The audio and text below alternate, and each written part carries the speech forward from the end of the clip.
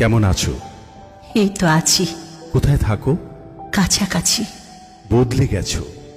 সবাই বলে। তারপর সব? ওই যাচ্ছে চলে। বিয়ে শাদী? লাভ কি শুনে? কতদিন হলো? রাখিনি কোণে। ছেলে হয়েছে? একটি মেয়ে। কোথায় এখন?